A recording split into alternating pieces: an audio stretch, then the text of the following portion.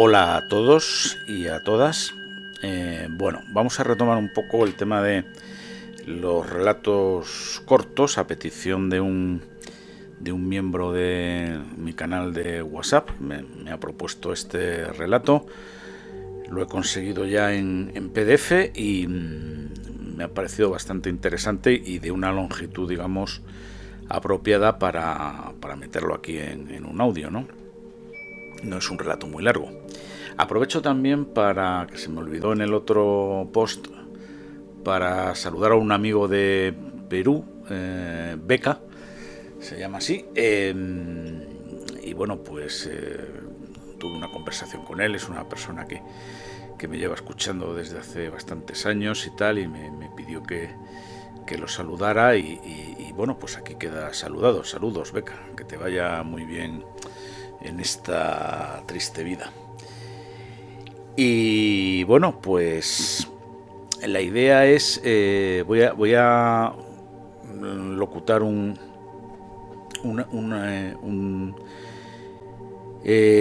relato corto de Clark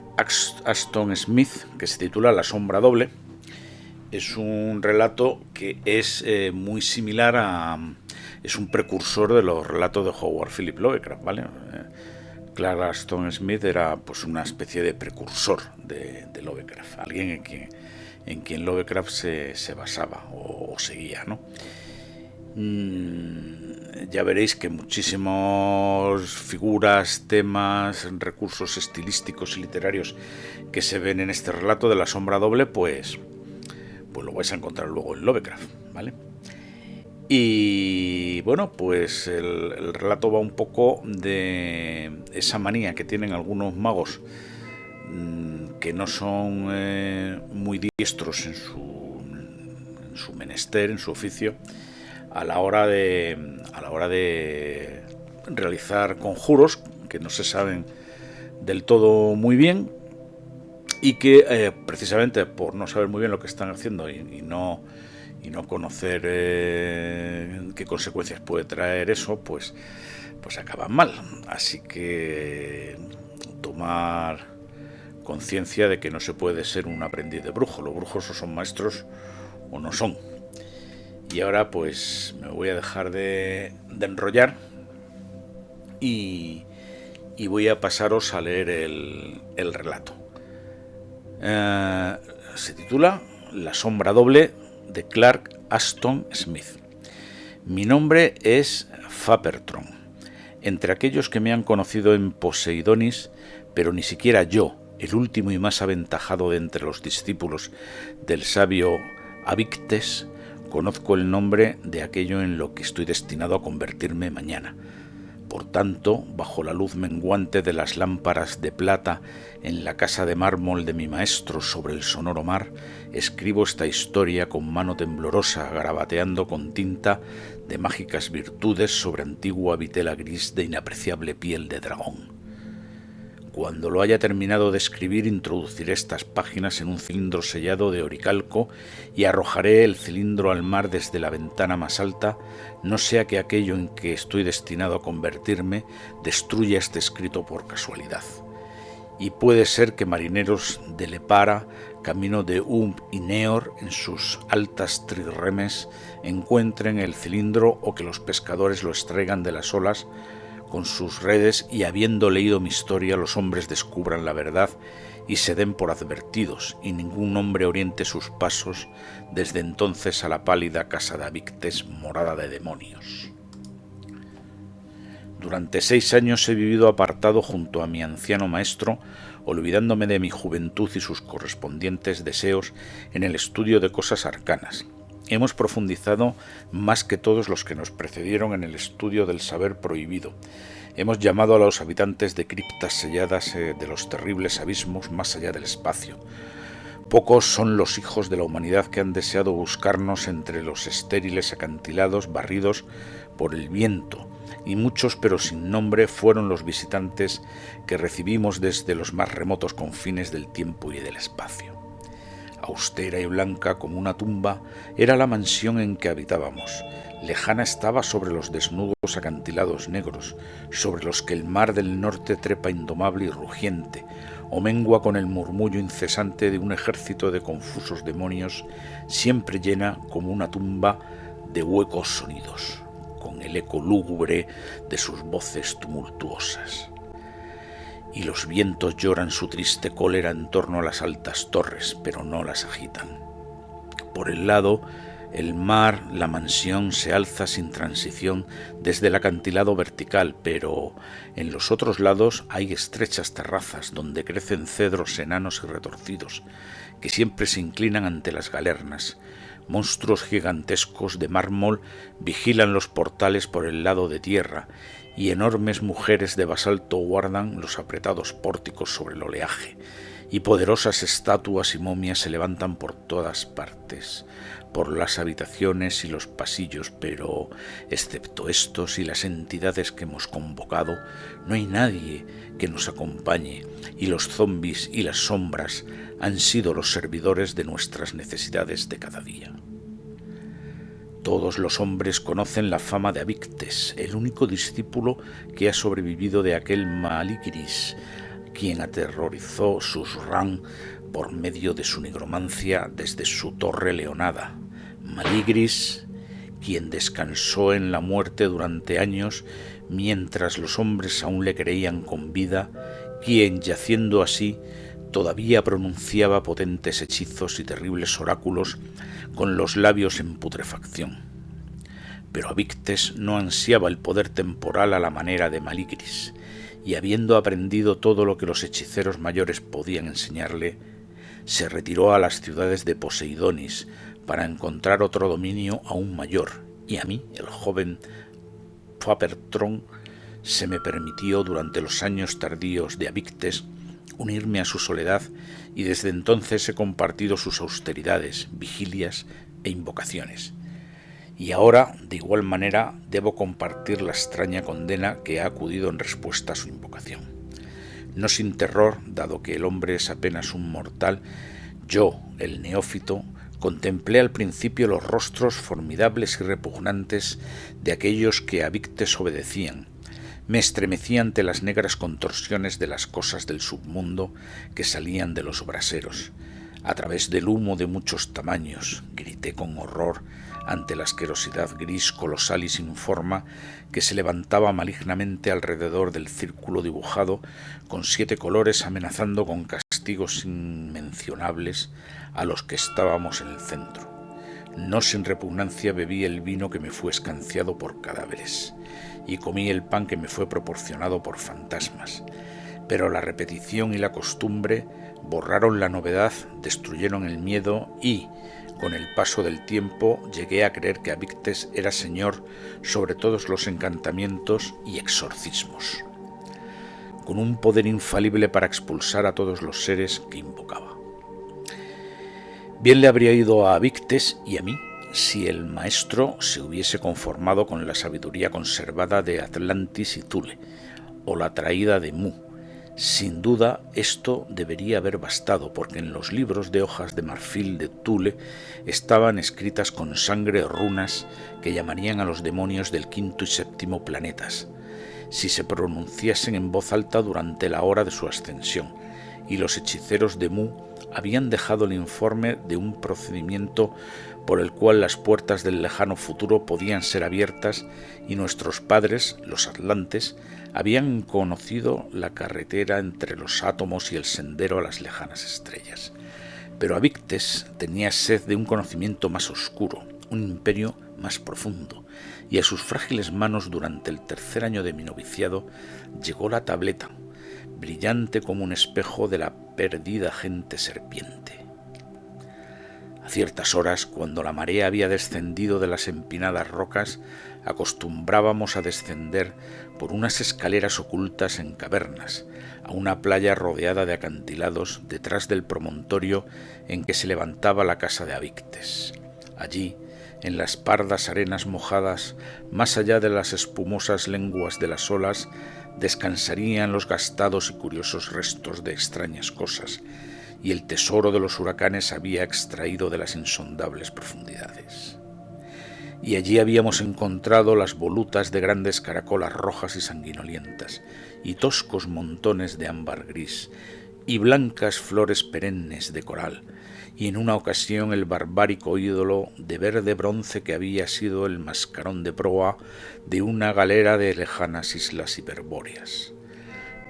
Había habido una gran tormenta de las que agitan los mares hasta sus más remotas profundidades, pero la tempestad se había calmado por la mañana, y no había nubes en el cielo en aquel aciago día, y los vientos demoníacos estaban calmados entre los negros desfiladeros y acantilados, y el mar tartamudeaba con un susurro bajo como el crujido de las olas de vestido de samnita arrastradas por doncellas fugitivas por la arena. Y justo más allá de la menguante ola, en un revoltijo de algas bermejas, encontramos algo que brillaba como el sol de una manera cegadora. Y corriendo adelante le arranqué del pecio antes de que la ola regresase y se la llevé a Abictes. La tableta estaba hecha con algún metal sin nombre, como un hierro que nunca se derrumbrase, pero más pesado. Tenía la forma de un triángulo y era más ancha que el corazón de un hombre. Por un lado estaba completamente en blanco como un espejo, por el otro había pequeñas filas de caracteres torcidos que estaban profundamente grabados en el metal como por acción de algún ácido mordiente. Y dichos caracteres no eran los jeroglíficos o caracteres alfabéticos de ningún lenguaje conocido por mi maestro o por mí. Sobre la antigüedad de la tableta y su origen podíamos formarnos pocas conjeturas, y nuestra erudición resultó completamente inútil. Durante muchos días más tarde estudiamos el escrito y mantuvimos discusiones que no rindieron fruto. Y noche tras noche, en un cuarto elevado, cerrado contra los vientos continuos, pensamos sobre el sorprendente triángulo a la luz de las altas llamas erguidas de las lámparas de plata, porque Abictes consideraba que este era un conocimiento de extraordinario valor, algún secreto de una magia antigua o extraterrestre. Debería estar contenido en los caracteres torcidos que no ofrecían pista alguna. Entonces, dado que todos nuestros estudios eran inútiles, el maestro buscó otra manera de adivinarlo, recurrió a la brujería y a la nigromancia. Pero al principio, de entre todos los demonios y fantasmas que contestaron a nuestras invocaciones, ninguno pudo decirnos nada concerniente a la tableta, y cualquier otro que no fuese Abictes se habría desesperado por fin, y hubiera sido bueno que se desesperase y no hubiera buscado más descifrar el escrito. Los meses y los años pasaron con el bajo sonido tronante del mar chocando contra las oscuras rocas y el temerario clamor de los vientos en torno a las torres blancas. Y aún continuábamos con nuestros estudios y nuestras invocaciones, y más lejos, siempre más lejos, nos adentramos en el reino sin luz de los espacios y de los espíritus, aprendiendo quizá a abrir las múltiples infinitudes. Y a veces Abictes volvería a su estudio de la tableta encontrada en el mar e interrogaría a algún visitante en torno a su interpretación. Por fin, mediante el uso de una fórmula casual de un experimento vano, invocó al fantasma vago y tenue de un hechicero que en los años prehistóricos ahora que era un fantasma con un débil susurro en una lengua bárbara y olvidada, nos informó que las letras en la tableta eran aquellas de la gente serpiente, cuyo continente, la antigüedad primordial, se había hundido antes de que Hiperbórea se alzase del barro. Pero el fantasma nada pudo decirnos de su significado, porque incluso en su época el pueblo serpiente se había convertido en una dudosa leyenda, y su profunda sabiduría prehumana y su hechicería eran cosas que no podían ser recuperadas por los hombres. Ahora bien, en todos los libros de hechizos poseídos por Abictes no había ninguno por el cual pudiese llamarse a la pérdida gente serpiente de su época fabulosa, pero había una vieja fórmula lemúrea, recóndita e incierta, con la cual la sombra de un hombre muerto podía ser enviada a años posteriores a los de su vida y podía ser invocada después de un tiempo por el brujo. Y la sombra, siendo por completo insustancial, no sufriría daño alguno de su transición temporal y recordaría, para la información del brujo, lo que se le hubiera ordenado aprender durante su viaje.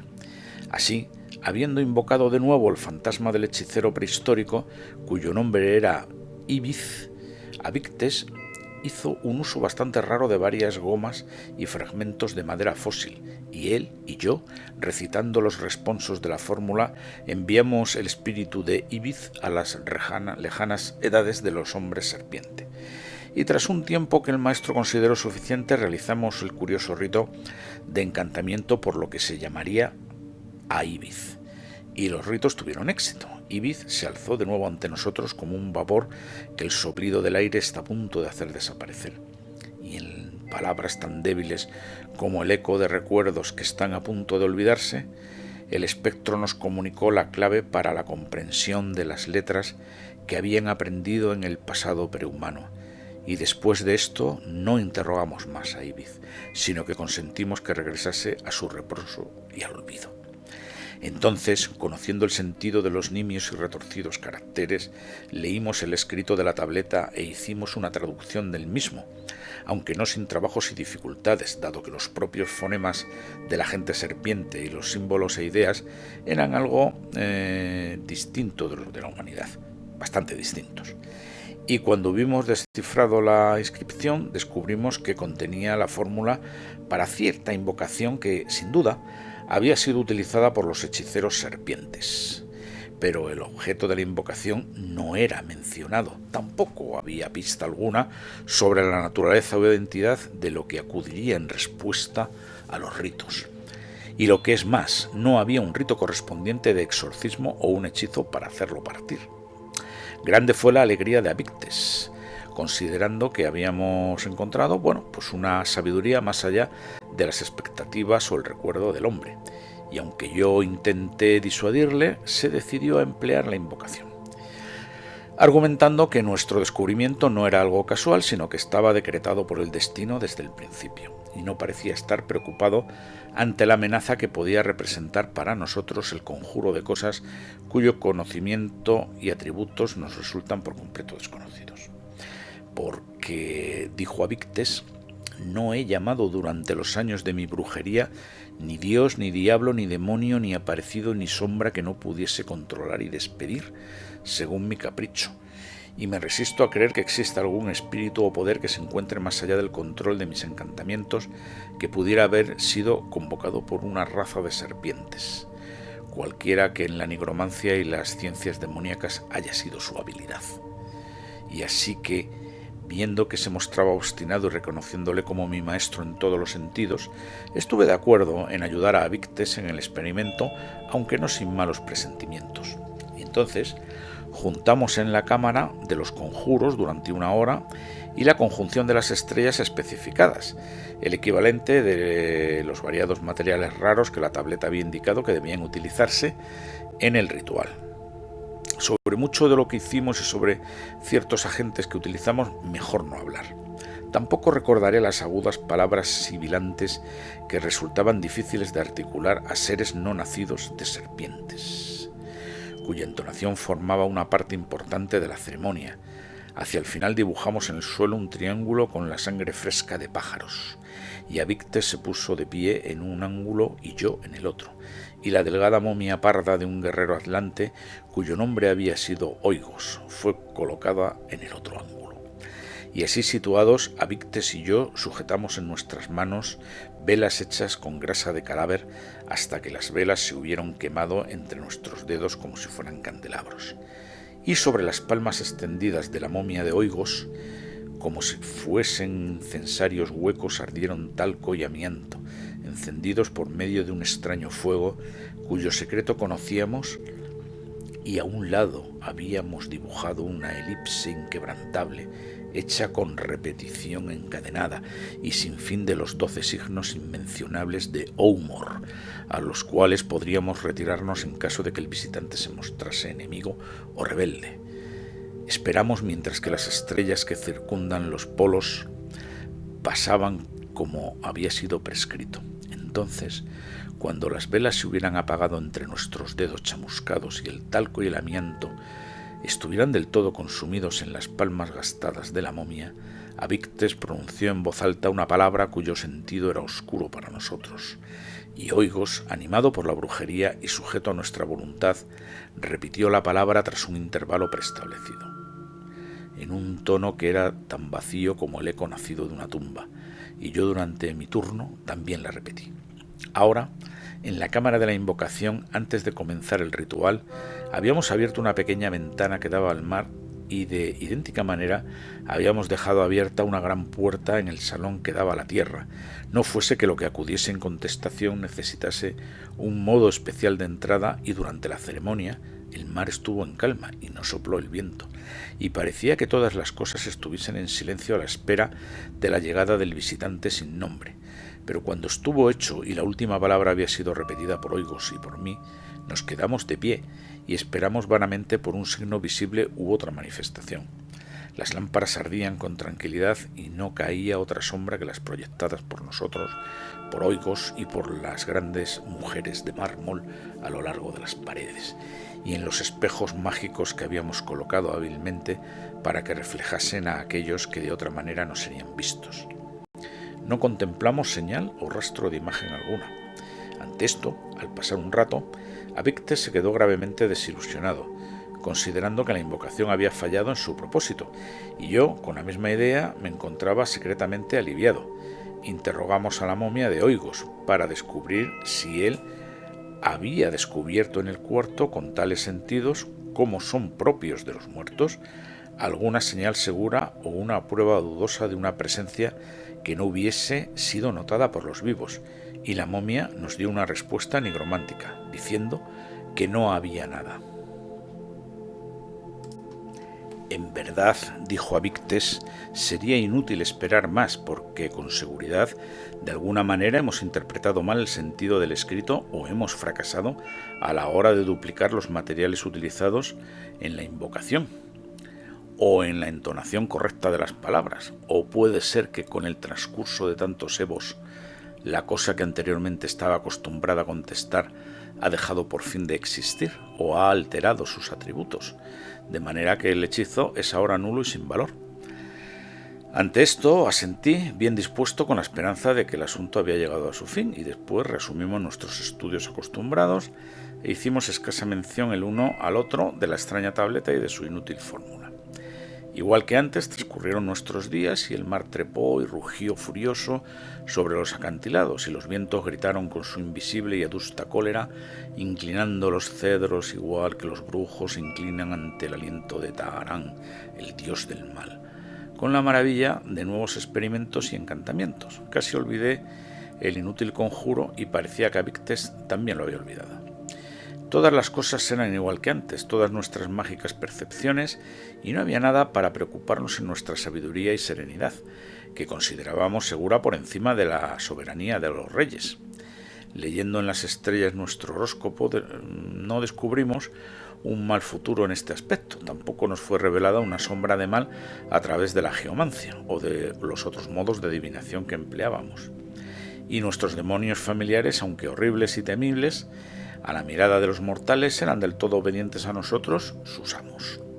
Entonces, durante una clara tarde de verano, paseamos como era nuestra costumbre por la terraza de mármol de la parte trasera de la casa, vestidos con túnicas de púrpura oceánica. Andábamos entre los árboles barridos por el viento con sus retorcidas sombras, y allí, siguiéndonos, vi la azul sombra de Avictes y la mía propia sobre el mármol, y entre ellas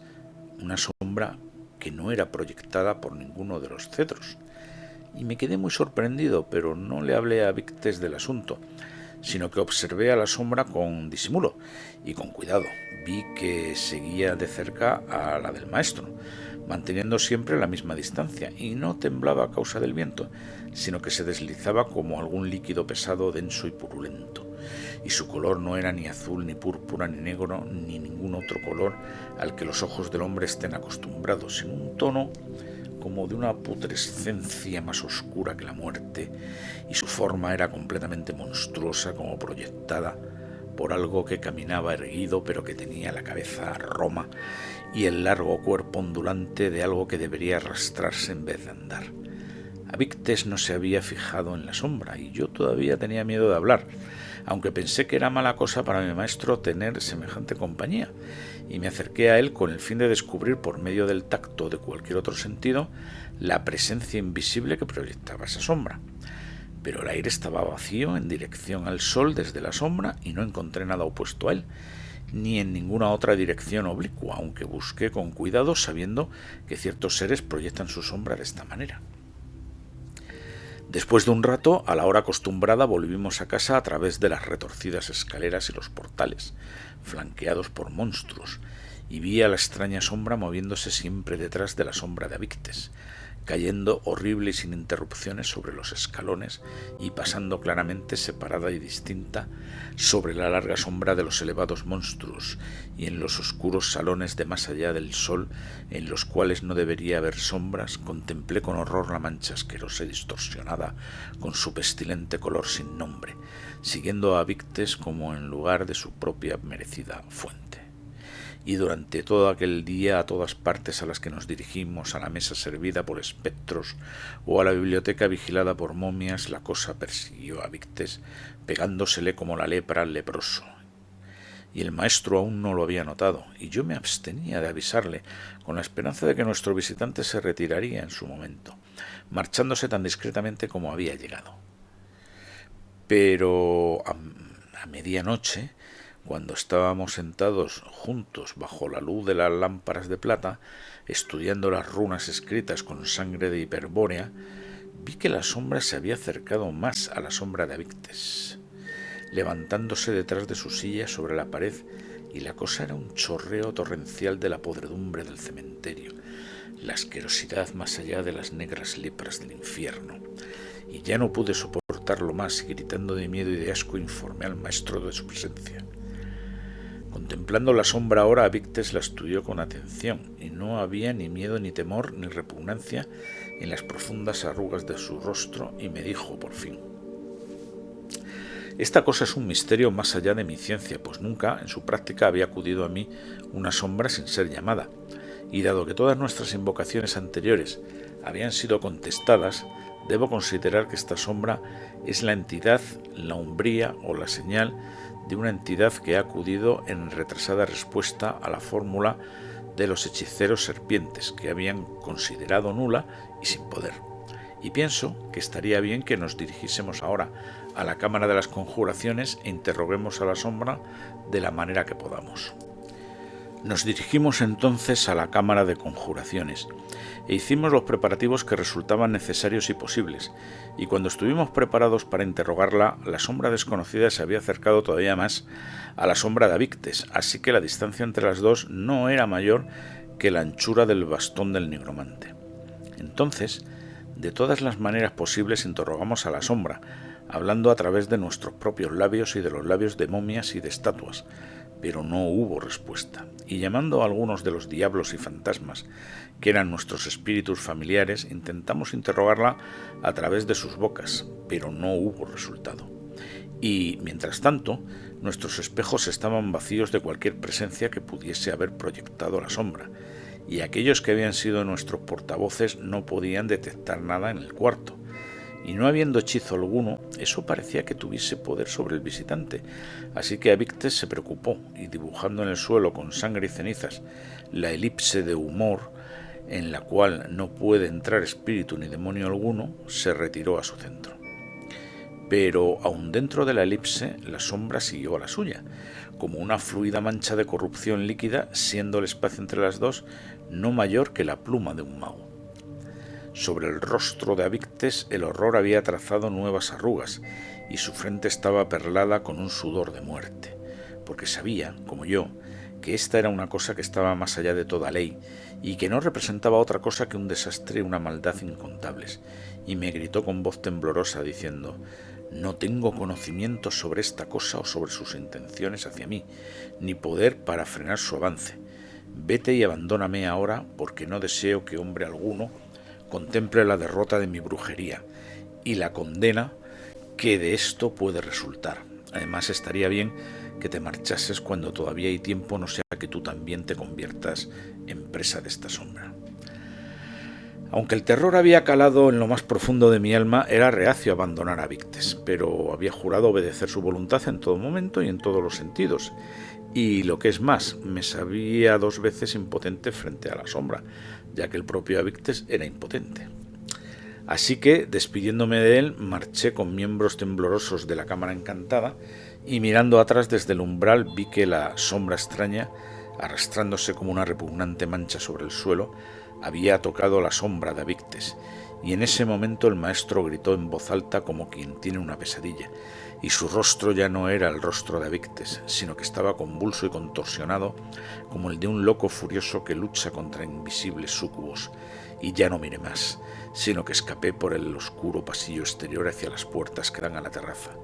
Una luna roja, ominosa y conjiva se había puesto sobre los acantilados, y las sombras de los cedros eran alargadas bajo la luna, temblando bajo la galerna como las túnicas de los brujos. Inclinándome contra la tormenta, escapé a través de la terraza hacia las escaleras exteriores que daban a un empinado sendero que iba al desierto de rocas y precipicios más allá de la casa de Avictes. Me aproximé al borde de la terraza, corriendo con una velocidad producto del miedo, pero no pude alcanzar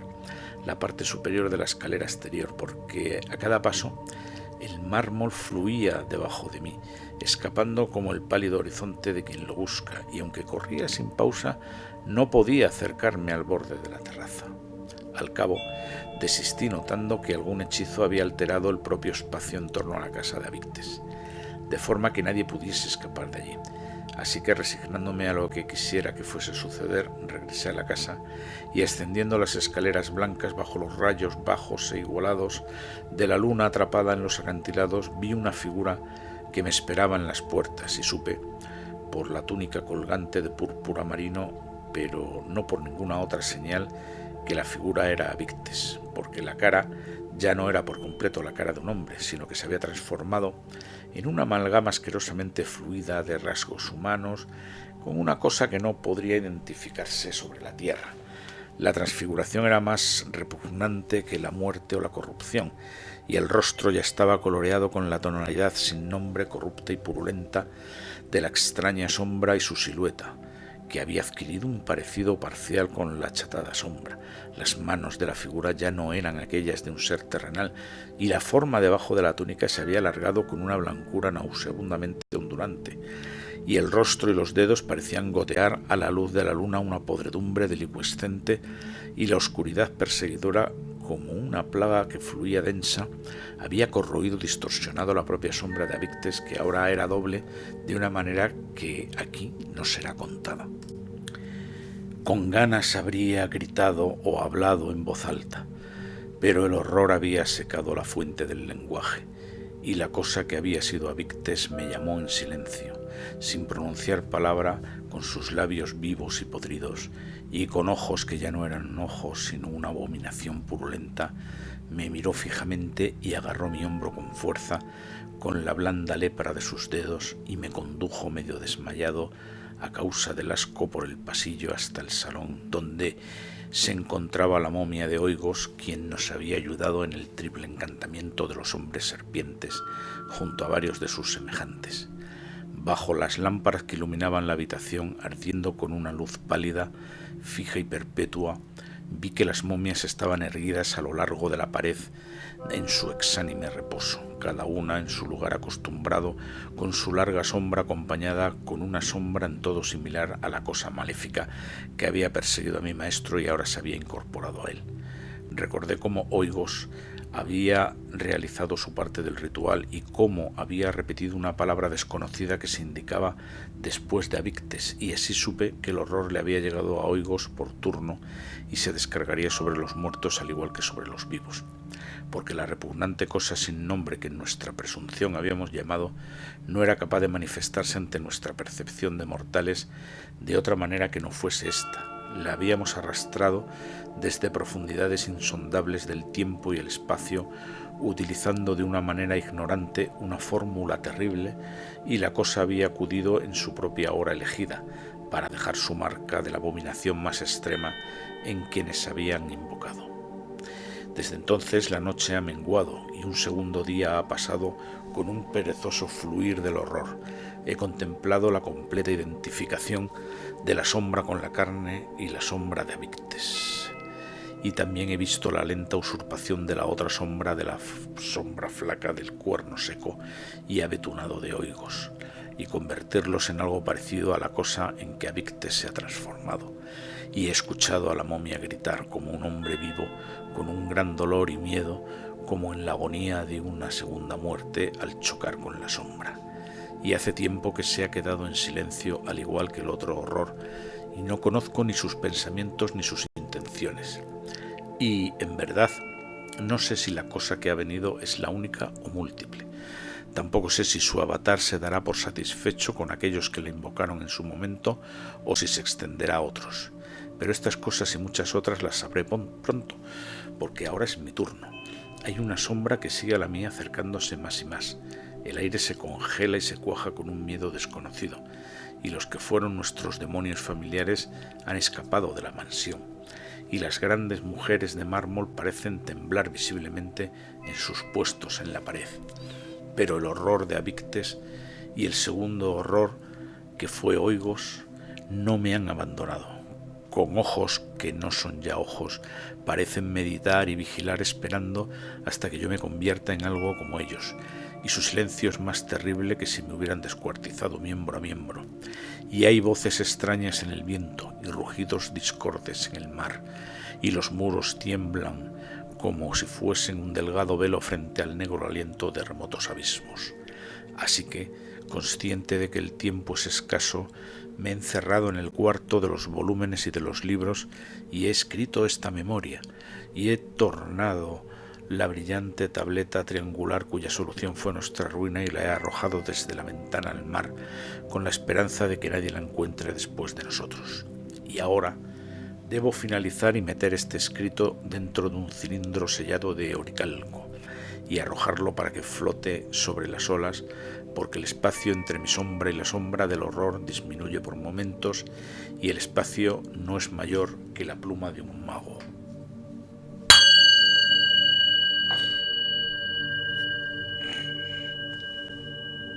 Bueno, espero que os haya gustado este relato.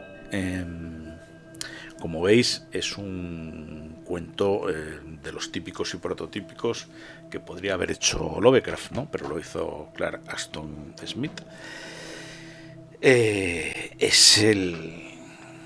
Se podría ilustrar también con la música del aprendiz de brujo, ¿no?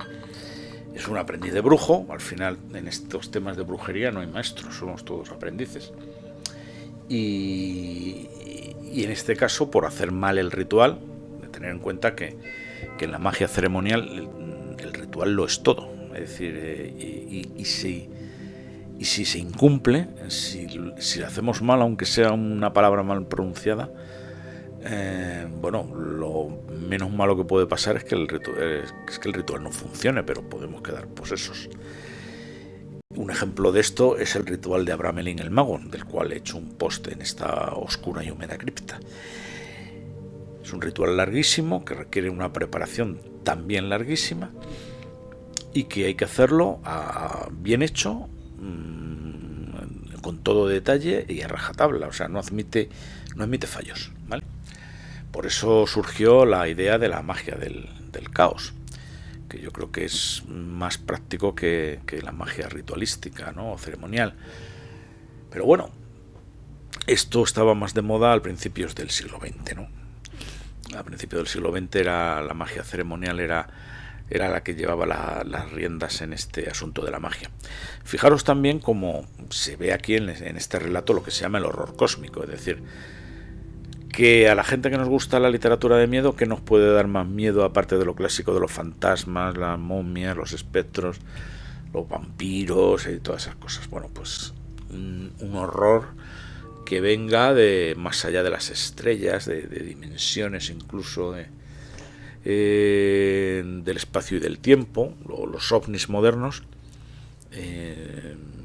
son tan preocupantes y dan tanto miedo en el fondo porque utilizan esa idea, ¿no? Es algo que viene de las estrellas, que no comprendemos y que, bueno, pues son muchísimo más poderosos que nosotros y no hay hechizo, como se ve en el texto, que los detenga. Y que además entronca también con los terrores clásicos, ¿no? Los fantasmas. De alguna manera estas entidades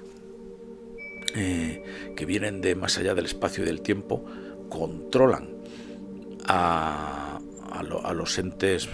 terroríficos, malignos, clásicos. Es decir, controlan los fantasmas, controlan